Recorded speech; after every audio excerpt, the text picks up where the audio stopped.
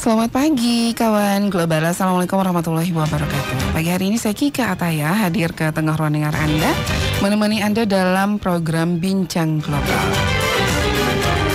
Kali ini di Bincang Global kita akan membahas mengenai sinergitas pemerintah Kota Mataram dan Bea Cukai dalam pemberantasan rokok ilegal. Tentunya nanti kawan Global Anda bisa bertanya di 087865110035 atau di 081339990670 baik melalui telepon ataupun WhatsApp. Bisa juga meninggalkan komentar di live Facebook kami Global FM Lombok. Sekali lagi, sinergitas pemerintah Kota Mataram dan Bea Cukai dalam pemberantasan rokok ilegal. Kita langsung saja sapa narasumber kita di studio kali ini. Yang pertama Bapak Dr. Andos Inyoman Swandiasa. Selamat pagi, Selamat Pak. pagi kawan Global dan Mbak Kika. Apa kabar, Pak? Sehat dan semoga pendengar Global juga sehat juga. Tetap semangat. Baik. Beliau kawan Global adalah Kepala Dinas Komunikasi dan Informatika Kota Mataram. Ada pula Bapak Heri Rusdiansyah. Selamat pagi, Pak Heri. Pagi, Bu Apa kabar, Kika. Pak Heri? Alhamdulillah sehat. Sehat, Baik, ya? Bu Kika. Baik. Dan kawan-kawan Global. Oke, Pak Heri Rusdiansyah, kawan Global. Beliau adalah pejabat fungsional Bea Cukai pertama. Baik, 90,7 Radio Global FM Lombok, kawan Global. Di mana-mana kalau biasanya di depan pasar ya, Pak Kadis ya, itu kita seringkali melihat ada baliho dengan ukuran yang besar mengenai rokok ilegal ya. Nah, untuk di Kota Mataram sendiri nih Pak Kadis, seperti apa peredaran rokok ilegal di Mataram? Ya, terima kasih Mbak Kika dan kawan Global dimanapun berada. Pak Heri, pejabat fungsional Bea Cukai. Kita ketahui bersama bahwa rokok ilegal ini kan marak ya. Betul. Jadi tidak hanya di kota ya. Tadinya memang banyak beredar di luar kota, di luar Mataram ya trennya. Tapi sekarang ini sudah merambah di mana saja. Dan Kota Mataram juga menjadi distribusi rokok ilegal yang cukup menarik ternyata ya. Dan dari hasil penindakan yang sudah dilakukan oleh Satpol PP Kota Mataram bekerjasama dengan Bea Cukai dan Dinas Perdagangan, kita sudah sampai periode Januari dan sampai Agustus ini kita sudah mengamankan kurang lebih 57.100 batang rokok ilegal. Nah, ini yang baru bisa kita amankan. Yang lolos ya lebih banyak lagi gitu. Lebih banyak lagi yang lolos ya. Iya betul, karena itu tadi dari berbagai pola operasi yang kita laksanakan memang kita sinyalir ada kebocoran informasi ya. Kita sudah sampai di lokasi di sebuah toko di Bertais, tahu-tahu di sana kita menemukan box kosong. Box kosong yang kita duga dan kita yakini itu tadinya untuk menyimpan rokok ilegal. Pernah juga di daerah Karanganyar ya, kita temukan juga ada rumah yang dipakai untuk tempat penimbunan ya, dan itu untuk mendistribusi juga. Kita datang, kurirnya yang tukang ngambil-ngambil lari, ya udahlah ya, itu menjadi dinamika di lapangan yang memang kita hadapi. Tapi berkat sinergitas yang baik Pol PP, Bea Cukai dan aparat penegak hukum yang lainnya ya, kita bisa mengamankan barang-barang yang memang patut kita amankan, yaitu rokok ilegal itu tadi. Baik. Nah, kalau Bea Cukai sendiri kan terkenalnya untuk barang mewah ya. Mungkin bisa perkenalan dulu nih, Bea Cukai ini siapa sih? Silakan Pak Heri. Terima kasih Mbak Kika. Terima kasih atas waktunya.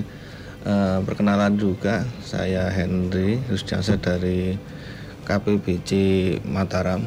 KPB Bea Cukai itu apa? Bea Cukai adalah institusi vertikal di bawah Kementerian Keuangan yang tugasnya dan merumuskan dan melaksanakan kebijakan pengawasan, penegakan hukum, pelayanan, dan optimalisasi penerimaan negara di bidang kepabeanan dan cukai.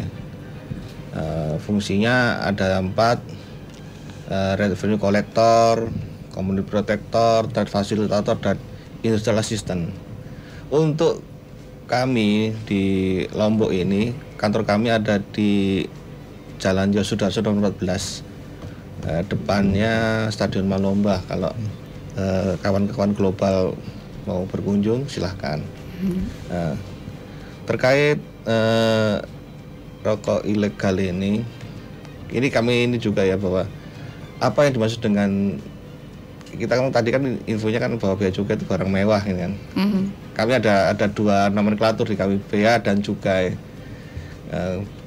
Pembeaan dan cukai. Pembeaan itu adalah jadi kami untuk mengatur atau kami memonitor pergerakan barang yang keluar dan masuk. Itu dalam kata pembeaannya. Impor dan ekspornya itu kami dalam pengawasan kami. Untuk cukai, kami mengawasi barang-barang. Cukai itu apa? Cukai itu adalah pungutan negara terhadap barang-barang tertentu yang memiliki sifat atau karakteristik tertentu. Sifat atau karakteristik tertentu ya apa? Ada 4. Yang pertama, konsumsinya perlu dikendalikan. Terus yang kedua, peredarannya perlu diawasi. Yang ketiga, penggunaan konsumsinya itu dapat menyebabkan kerugian di masyarakat atau lingkungan hidup. Yang keempat, pengenaannya diperlukan untuk demi keadilan atau kesetaraan. Nah, barang-barang yang dimasukkan dalam barang kena cukai sampai hari ini baru ada 3. Ada 3 apa aja itu, Pak? Pertama adalah etil alkohol, yang kedua minuman mengandung etil alkohol, dan yang ketiga adalah hasil tembakau. Hasil tembakau ada derivatifnya, yaitu bisa SKT, SKM atau TIS. Nah, banyak itunya. Mungkin itu, Mbak Kika. Ini kriteria rokok ilegal ini yang seperti apa sih, Pak Hendri? Rokok ilegal itu ada 5 besaran yang bisa kami kategorikan. Yang pertama adalah rokok itu polos. Jadi rokok tidak ada pita cukai sama sekali. Itu pertama. Yang kedua, rokok menggunakan pita cukai palsu. Jelas palsu kan. Jadi pita cukainya kita identifikasi sebagai palsu. Yang ketiga, dia menggunakan pita cukai asli tapi rusak. Jadi pita cukai ini telah digunakan sebelumnya. Jadi rokok yang ditempeli dengan pita cukai yang telah digunakan. Itu yang ketiga. Yang keempat adalah namanya salah penggunaan. Jadi maksudnya gini, hal penggunaan gini. Kita kadang-kadang ada perusahaan itu mempunyai dua jenis merek ya. Yang kita tahu bahwa ada pungutan yang berbeda antara SKT dan SKM. Tarifnya beda. SKT bisa sampai ratusan per batang, kalau SKM mesin bisa nyampe 1000-an. Nah, kadang-kadang ada rekan-rekan kita di sana yang menempel pita cukai murah kepada rokok-rokok yang harusnya cukainya mahal. Itu salah peruntukan namanya. Jadi rokok pita cukai murah, dia bayarnya murah, ditempel ke rokok yang mahal harusnya. Jadi seolah-olah sah. Emang pita cukai asli, tapi salah peruntukan. Karena kan nggak untuk peruntukannya kan, karena harusnya dia bayar pita cukai yang sesuai dia mahal. Itu. Yang selanjutnya lagi adalah salah personifikasi, karena di pita cukai itu kami mencoba mendesain bahwa pita cukai itu tidak bisa digunakan sembarangan. Jadi hanya perusahaan itu atas perusahaan itu yang kalau memesan pita cukai itu dia dipersonifikasi. Jadi nggak bisa dipakai oleh perusahaan lain. Nah, untuk personifikasi ini, jadi kadang-kadang ada perusahaan itu menempel milik perusahaan orang lain. Pasti yang gitu tadi, dia pita cukai murah ditempel kepada rokok yang harusnya pita cukai mahal. Seperti itu sih, Pak Kika. Baik, itu dia berarti kriteria rokok ilegal gitu ya. Tadi Pak Kadis juga sempat mengatakan bahwa sekian ribu ya yang berhasil yang berhasil diamankan, walaupun memang seperti yang Pak Kadis katakan, mungkin yang ini yang lepas lebih banyak lagi. Iya, mungkin ini ya. Mungkin. Ini berarti apa masyarakatnya tidak sadar dampaknya terhadap kesehatannya atau seperti apa nih Pak Kadis? Ya, persoalan peredaran rokok ilegal ini kan banyak stakeholder yang harusnya bertanggung jawab ya. Tidak hanya pemerintah semata dalam hal ini Bea Cukai dan pemerintah daerah. Di sana juga ada unsur pelaku usaha, pedagang dalam hal ini yang ingin mengejar keuntungan yang besar dengan melanggar aturan. Dan jangan lupa juga masyarakat juga punya andil ya, yang ingin membeli rokok murah tapi dengan standar tertentu ya. Dan kita ketahui memang disparitas harga rokok ilegal dan yang legal, tidak ilegal ini kan cukup besar ya. Barangkali ini yang menjadi daya tarik ya, sehingga orang berlomba-lomba mencari dan membeli rokok ilegal. Ini tantangan kita bersama. Jadi harus ada sinergi dan kolaborasi, bahwa ini merupakan tanggung jawab kita bersama ya, antara unsur pemerintah, masyarakat dan pelaku usaha. Apa nih Pak dampak negatif dari beredarnya rokok ilegal untuk negara maupun kesehatan masyarakat? Sangat ya Pak Heri ya. Yang paling ininya ya penerimaan negara tentunya ya, karena kita ketahui bersama penerimaan negara ya dalam hal ini pemerintah pusat dari cukai ini sangat besar. Mataram saja untuk tahun ini dapat dana DBHCHT ini luar biasa, signifikan sekali ya. Tahun 2024 kita memperoleh dana DBH ini kurang lebih 74 miliar ya. Dan 74 miliar? Ya, 74 miliar itu nilai yang sangat besar untuk fiskal kita Kota Mataram. Dan tahun 2025 kita mendapatkan peningkatan juga yang lumayan, yaitu di angka 79 miliar. 79 ya, miliar. Ini luar biasa ya. Fiskal kita untuk APBD kita kan hampir 2,7 triliun dan ini sangat membantu sekali dalam program-program untuk mengentaskan berbagai persoalan yang ada di Kota Mataram. Oke, itu untuk negara. Dampak negatifnya untuk masyarakat apa nih? Ya, tentu saja yang namanya untuk ilegal. Pengguna, ya? Ya, untuk yang namanya ilegal ini kan barang yang tidak terstandarisasi. Ya, siapa tahu ya, dan saya yakin ini sangat dimungkinkan bahwa barang-barang ilegal ini jelas barang-barang yang memiliki komposisi bahan yang sangat tidak sesuai dengan ketentuan, baik itu ketentuan kesehatan maupun ketentuan yang lain yang memang sudah diatur secara rigid oleh peraturan perundang-undangan. Pasti dampaknya buruk untuk kesehatan terutama. Ya, saya yakin itu. Baik, ada tambahan Pak untuk dampak negatif dari perdagangan rokok ilegal ini? Dampak negatif seperti yang disampaikan Pak Kadis tadi, bahwa benar bahwa semakin maraknya peredaran rokok ilegal akan menggerus penerimaan negara kita, dan baik lagi dari penerimaan negara akan balik ke kita sebenarnya. Dengan diutarakan Pak Kadis tadi bahwa ada DBHCHT. Apa itu DBHCHT? Adalah dana bagi hasil tembakau, dana bagi hasil cukai hasil tembakau. Itu proporsinya 50 buat kesejahteraan masyarakat, 40% tadi untuk kesejahteraan masyarakat, 40% untuk kesehatan masyarakat, dan 10% untuk penegakan hukum. Sebenarnya lebih ke masyarakat lagi. Kita penegakan hukum cuma 10% dari kontribusi, jadi 90% untuk balik lagi ke masyarakat sebenarnya. Jadi dengan maraknya ini jadi ya semakin menggerus yang akan balik lagi ke masyarakat, itu bagi penerimaan negara. Untuk individu atau yang konsumennya, ya namanya seperti diutarakan Pak Kadis tadi bahwa ya namanya ilegal, mereka nggak memenuhi kaidah-kaidah, nggak ada standarnya. Betul. Seperti kan kalau rokok legal kan dia pasti ada uji nikotinnya, Bu.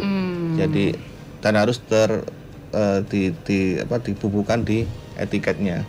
Nah kalau ilegal kan ya kita nggak tahu, karena kan nggak ada yang ngawasin. Itu sih. Jadi dan juga semakin gini, kalau rokok ilegal kan murah banget. Kita khawatirkan banyaknya pemakai baru. Dan kita khawatir anak-anak kita kan jadi karena murah banget, jadi mereka dengan gampangnya. Itu yang kita khawatirkan kalau kita nggak membatasi peredaran rokok ilegal ini. Mungkin itu dari saya. Baik, jadi dapat uang, misalkan uang saku cuman berapa ribu itu udah bisa langsung dapat. Konsumsi. Iya, sudah bisa konsumsi. Jadi yang padahal untuk pengenaan cukai ini memang diperuntukkan bagi barang yang memiliki dampak bagi masyarakat maupun perorangan, dampak tertentu. Tertentunya apa? Yang merugikan kesehatan terutama. Makanya dikenakan barang yang dalam hal ini tembakau, rokok dan alkohol. Itu filosofinya. Kenapa barang-barang itu dikenakan cukai? Biar tidak sembarang orang mengkonsumsi, Mbak Kiki. Itu negara hadir untuk itu. Baik, ini kan peredarannya luar biasa ya. Biasa. Benar-benar entah dari rumah ke rumah, entah di warung-warung dan lain sebagainya. Ini untuk boleh kita katakan razia ya. Ini rutin ya Pak Kadis ya? Ya, tentu saja. Tadi Pak Heri sudah menyampaikan 10% dari dana DBCHT yang memang dialokasikan kepada pemerintah daerah itu dipergunakan untuk penegakan hukum. Ya, selain untuk kesejahteraan dan kesehatan tadi. Ya, dan itu melibatkan pemerintah daerah dalam hal ini yang memang memiliki wilayah bea cukai yang memang aparat yang berwenang yang secara atributif memiliki kewenangan untuk itu, untuk melakukan penyitaan ya dan penindakan hukum. Nah, itu memang dilaksanakan secara rutin dan kolaboratif dari segenap stakeholder yang memiliki kewenangan untuk itu. Oke. Ini kan walaupun sudah disita, diamankan banyak, tapi masih tetap beredar. Ini sanksinya nih apa nih Pak? Ya, sanksinya tentu ada undang-undang ya tentang bea cukai yang memang mengatur secara normatif mengatur untuk itu. Ancaman hukumannya berapa Pak Heri? Ada 3 kategori. Kategori ya. Iya. Dari Pak Heri. Kalau memproduksi itu ancamannya 1 sampai 5 tahun pidananya. Itunya pidananya 1 sampai 5 tahun, sanksinya 1 sampai 10 kali nilai harus dibayar. Denda kalau ya? Produksi ya dendanya. Kalau menawarkan ini jadi buat atasi buat teman-teman pedagang menawarkan itu sama 1 sampai 5, 2 sampai 10 sama sanksinya sama dengan yang memproduksi. 1 sampai 5 tahun dari itunya pidana penjaranya dan dana administrasinya 2 sampai 10 kali nilai cukai harus dibayar. Nah, ini tapi ada satu ini untuk yang pemalsu. Khusus pemalsu ini agak sedikit berat. Jadi dia ancaman pidananya 1 sampai 8 tahun. Paling ringan setahun, paling berat 8 tahun. Untuk sanksi administrasinya 10 sampai 20 kali nilai cukai. Jadi untuk pemalsu 10 sampai 20 kali nilainya. Iya, itu makanya ancaman paling berat untuk pemalsu bea cukai. Tapi bagi kita ini kan untuk yang memproduksi sama yang pengedar juga menawarkan juga ada ancamannya. Harapan kami ya janganlah sampai kita kena ancaman ini kan, gitu harapan kami itu. Baik, itu sudah sedemikian tegas ya. Tindak hukumnya, sanksinya, tapi masih ada aja ya ternyata. Karena menarik dari sisi ekonomi tadi. Betul. Kayaknya dapat untungnya lebih banyak nih. Ya. Gitu. Gulanya banyak. Gulanya banyak ya, jadi semutnya makin banyak. Baik, 96,7 Radio Global FM Lombok Kawan Global. Masih di Bincang Global bersama Bapak Kepala Dinas Komunikasi dan Informatika Kota Mataram, Bapak Dr. Andus Inyoman Suandiasa, dan juga Pak Hendri Rusdiansyah, Pejabat Fungsional Bea Cukai Pertama. Topik kita masih sama, sinergitas pemerintah Kota Mataram dan Bea Cukai dalam pemberantasan rokok ilegal. Nah, yang pengen saya tanya nih Pak Kadis, ini untuk sosialisasinya, ini seperti apa nih? Ya, silakan. Peran Dinas Kominfo tentunya berbeda ya dengan apa yang diperankan oleh teman-teman Bea Cukai dan Pol PP. Kalau Pol PP jelas penindakan, turun langsung ke lapangan, melakukan razia. Kalau kita kan tidak mungkin. Kita Kominfo lebih pada fungsi komunikasi, informasi dan edukasi masyarakat. Ya, memberikan penyadaran kepada masyarakat dengan berbagai media yang kita punya. Ya, baik media dalam ruang maupun luar ruang, baik media offline maupun di media online. Salah satunya juga acara kita hari ini, pagi ini kan begitu, untuk memberikan awareness, penyadaran dan edukasi kepada warga masyarakat bahwa peredaran rokok ilegal ini sangat merugikan. Tidak hanya pemerintah saja, tapi juga masyarakat itu sendiri. Itu yang harus kita pahami bersama. Oke, berarti memang benar-benar gencar dilakukan untuk sosialisasi dan edukasinya. All out. Kita juga harus bertanggung jawab terhadap dana yang diberikan oleh Bea Cukai, oleh Ibu Menteri Keuangan ya, lewat peraturan Menteri Keuangannya yang memang tiap tahun mengalokasikan anggaran untuk itu, ya, baik untuk penindakan, untuk kesejahteraan masyarakat maupun untuk sosialisasi yang sudah ada regulasi yang ketat untuk itu. Baik, nah dari tadi kita sempat berbincang mengenai DBHCHT ya. Mungkin banyak nih masyarakat yang belum tahu apa sih DBHCHT dan bagaimana sih penggunaan DBHCHT. Mungkin Pak Hendri bisa menjelaskan, silakan Pak Hendri. Terima kasih Mbak Gika. Seperti yang kita sampaikan tadi bahwa DBHCHT itu adalah dana bagi hasil cukai hasil tembakau, merupakan bagian transfer dana dari pusat ke daerah yang jumlahnya itu proporsinya adalah 3% dari jumlah pungutan cukai yang diterima secara nasional. Proporsinya adalah 0,8% untuk provinsi, 1,2% untuk kabupaten kota yang berkontribusi, dan 1% untuk kabupaten kota lainnya yang bersangkutan tadi dengan provinsi tadi. Nah, seperti yang kita sampaikan tadi bahwa ada tiga serapan yang bisa dipakai dari DBHCHT tadi, bahwa satu, kesejahteraan masyarakat itu proporsinya 50%. Kesejahteraan masyarakat 50%, terus kesehatan 40%, baru penegakan hukum 10%. Jadi sebenarnya 90% itu ke masyarakat. Jadi proporsi untuk penegakan hukum cuma 10%. Jadi kan sebenarnya DBHCHT itu ya besarannya itu mayoritas untuk kesejahteraan masyarakat intinya kan. Kesehatan juga kan sama intinya gitu.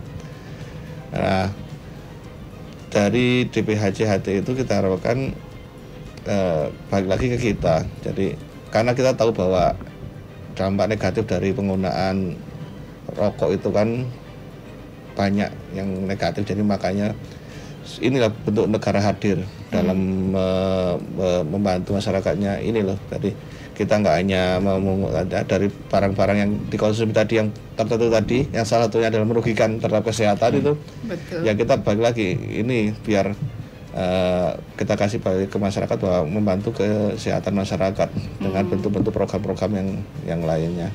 Oke. Demikian bagikan. Ini dari mana sih asalnya nih alokasi DBHCHT ini Pak Hendri?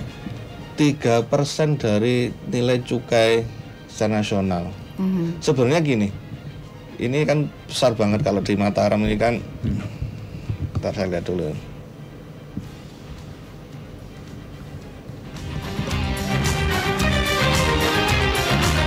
Kalau kita lihat proporsinya bahwa kita kan KBBC Mataram ini membawahi 4 kabupaten 1 kota. Kami misalkan ke tahun 2024 aja bahwa realisasi cukai yang kami pungut ada 23 miliar. Tapi yang balik ke kita untuk tahun 2024 untuk lomba adalah 372 miliar. Hampir 17 kali lipat. Jadi sebenarnya kan yang dari kita pungut dari Mataram aja cuma 23 miliar baliknya, tapi bisa 17 kali lipat baliknya. Kan sebenarnya kan makanya itu kita berharap bahwa semakin besar kita semangat kita untuk memberantas rokok ilegal itu, maka dana DBHCHT adalah kedepannya makin besar. Tujuannya untuk apa? Untuk balik lagi ke masyarakat. Untuk membantu lah, ibaratnya kan seperti yang disampaikan Pak Kadis tadi bahwa sangat membantu dalam fiskal kabupaten kota Pak Kadis ini. Betul. Ya itu sih makanya harapan kami itu. Baik, ini memang untuk Mataram sendiri banyak banget ya Pak Kadis ya. Tadi dari 2024 74 miliar. Ya. 2025 bayangkan kota Mataram bukan penghasil tembakau. Yang penghasil tembakau Lombok Timur, ya, Lombok Tengah, Mataram tuh enggak, tapi dapat duit segitu banyak. Tuh luar biasa. Itu keren tuh. 79 miliar ya. Itu seperti apa penggunaannya ini Pak? Oh, banyak sekali. Kadis. Tadi sudah dijelaskan. Untuk kesehatan umpamanya, Mataram ini merupakan salah satu kota yang sudah universal health coverage dari BPJS. Jadi semua warga kota ya yang memiliki BPJS ataupun tidak di cover Tuh bayangin. Yang penting ber-KTP Mataram, gratis tes untuk perawatan di rumah sakit. Wah. Iya, karena apa? Karena didukung oleh dana DBH ini salah DBH satunya. CHT. Ya, belum lagi untuk bantuan sosial ke masyarakat yang berpenghasilan rendah, namanya. Banyak sekali, ya, banyak sekali. Belum bantuan untuk para pengusaha, ya, pengusaha lemah, pedagang kaki lima dan sebagainya. Banyak sekali, ya. Pembelian obat itu dari sini semua asalnya dari dana DBH ini. Gitu. Pembelian obat, alat-alat kesehatan segala macam yang tadi kalau nggak salah 50% ya untuk kesehatan ya. Bayangkan tuh 50% dari dana DBH. 40% izin, 40% ya itu. Besar itu. Besar. Kalau nggak ada itu jujur pasti kesulitan Kota Mataram untuk mengcover kesehatan warga masyarakat kita yang jumlahnya hampir 500.000 ini. Wow. Ya, itu yang harus perlu diapresiasi. Dan itu tadi saya ingatkan di awal bahwa kita bukan penghasil, bukan produsen, tapi konsumen kali ya. Tapi Pemakai. kecipratannya banyak Kecipratannya sekali. banyak kali. Itu tadi. Makanya kita lewat kanal Global FM saya menghimbau kita bersama menghimbau. Ayo kita dukung kerja-kerja baik yang sudah dilakukan oleh Direktorat Bea Cukai ini. Ya, untuk memberantas rokok ilegal. Jadi persoalan rokok ilegal ini bukan tanggung jawab semata-mata pemerintah, tapi masyarakat, pelaku usaha sangat kita harapkan. Baik, itu nanti kalau misalkan nggak ada rokok ilegal, penerimaan negara makin banyak. Waduh, lebih besar lagi. Saya yakin. Betul, Saya untuk yakin. yang legal Iya. akan lebih besar lagi. Yang beredar, yang ketangkep hanya sedikit ini saja ya. Kalau kita bisa berasumsi ya, yang ketangkep ini pasti sedikit. Lebih banyak yang Tidak ketangkep. Yang tidak ketangkep itu sudah ada giumnya, sudah seperti itu ya. Saya yakin kalau itu bisa kita tekan peredaran anggaran yang akan digelontorkan oleh pemerintah pusat lewat dana DBH ini ke Kota Mataram, saya yakin bisa di atas 100 miliar kali. Bisa. Saya yakin. Nah, dan mudah-mudahan target itu bisa kita capai di tahun berikutnya ini. Ya, karena kenaikannya juga cukup signifikan ini. Ya, dari kalau salah 62 ya. 62 miliar. Kemudian di tahun ini kenaikannya 79. Bayangkan, luar biasa kenaikannya. Berapa persen tuh, ya? Makanya itu kerja-kerja hebat dari teman-teman Bea Cukai bersama Satpol PP Kota Mataram dan Dinas Perdagangan. Dan kami dukung lewat edukasi dan publikasi yang masif terkait dengan dampak yang ditimbulkan dari peredaran barang ilegal ini. Saya yakin target ini bisa kita capai untuk peningkatan ini. Untuk penegakan hukumnya kan 10% ya Pak Kadis. Ya, Berarti ini yang digunakan bekerja sama dengan Bea Cukai untuk melakukan tindakan-tindakan hukum represif istilahnya. Ya, kalau kami mengedukasi, tapi untuk tindakan represif di lapangan itu kewenangan dari Bea Cukai dengan melibatkan Satpol PP dan Dinas Perdagangan. Itu tadi. Dan juga jangan lupa ada peran kepala lingkungan juga di sana, lurah, camat, untuk kita harapkan bisa mendukung kerja-kerja kita di lapangan, terutama dalam hal memberikan informasi. Ya kepada kita. Mana itu spot-spot yang melakukan tindakan-tindakan ilegal seperti ini, baik di toko, di kios, di pasar. Iya, kemarin di pasar banyak juga ya. Di pasar tradisional itu. Ada bergeser ke pasar yang lebih besar, pasar Bertais, kita lihat juga ada, dan di beberapa rumah atau gudang yang dipakai untuk tempat penyimpanan. Kita satu pertanyaan lagi sebelum kita akhiri acara kita. Selamat pagi Kak, saya Rizky di Mataram. Katakanlah kita berharap rokok ilegal ini hilang dari peredaran supaya negara juga bisa memanfaatkan bea cukainya sebaik mungkin untuk pembangunan dan lainnya. Tapi apakah harapan itu bisa benar-benar terwujud di kemudian hari dengan kebijakan-kebijakan yang ada saat ini untuk memberantas peredarannya, Kak? Karena menurut hemat saya, pemberantasan ini akan memakan waktu cukup lama atau bahkan susah untuk memberantasnya jika melihat keadaan di lapangan di mana masyarakat cenderung masih memilih membeli rokok ilegal. Terima kasih. Ini Pak Henry atau Pak Kadis nih? Ya, saya pikir ini realita yang kita harus hadapi ya. Tapi setidaknya kita sudah going on proses ya. Ya, kita juga tidak boleh berdiam melihat realita yang ini terjadi. Dan itu tadi, pemerintah harus hadir ya, menegakkan aturan yang sudah dikeluarkan, dan kita berkomitmen bahwa apapun hasil dari kerja-kerja yang sudah kita laksanakan ini pasti bermanfaat untuk kita semua, yaitu tadi untuk masyarakat, pelaku usaha maupun untuk negara kita. Ya, harus tidak boleh kita kalah dengan para pelanggar hukum lah gitu ya. Negara tidak boleh kalah ya. Negara harus hadir untuk menegakkan hukum seluruh-seluruhnya. Kita optimis, harapan tetap itu bisa optimis, terwujud. tidak boleh ya. Semasih langit ini belum runtuh, negara harus tetap harus tegak berdiri. Ada tambahan Pak Hendri? Sepakat seperti yang disampaikan Pak Kadis tadi. Kami udah upayakan, ikhtiar kami udah maksimal. Bareng-bareng kita bersinergi dengan OPD dalam rangka menekan peredaran ini. Jadi tapi kami juga bermohon juga kepada masyarakat, para kawan-kawan global ya, karena kami juga, kalau kami sendiri kan tentu tidak akan bisa, aksesnya nggak begitu besar, tapi dengan bergandengan tangan dengan kawan-kawan global semua, kita juga mari bersama-sama kita menekan peredaran rokok global. Yang pertama dengan kalau pemakai ya kami harapkan belilah, kalau perokok ya kami harap menghimbau untuk membeli rokok yang legal. Untuk penjual ya kami harap juga menjual rokok-rokok yang legal. Kalau ada sales yang menjual rokok ilegal mohon ditolak saja. Harapan kami seperti itu. Baik.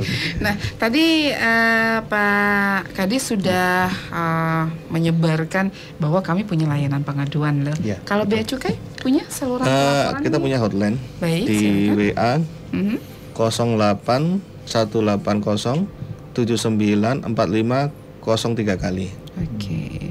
081 Ya. 807 945 03 kali. Baik, itu dia. Nah, karena waktu kita sudah tidak memungkinkan, apa yang ingin disampaikan untuk kawan global kita? Mungkin mulai dari Pak Kadis, singkat saja Pak Kadis, silakan. Ya, kami berharap kita semua harus bertanggung jawab akan maraknya peredaran rokok ilegal ini. Ya, kerja pemerintah tidak akan efektif kalau tidak didukung oleh masyarakat dan pelaku usaha.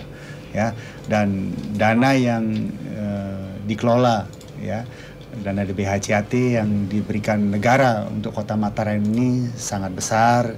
Dan kalau peredaran rokok ilegal ini tidak bisa kita berantas, maka dampaknya juga akan merugikan masyarakat itu sendiri. Saya kira demikian. Baik, Pak Hendri, silahkan.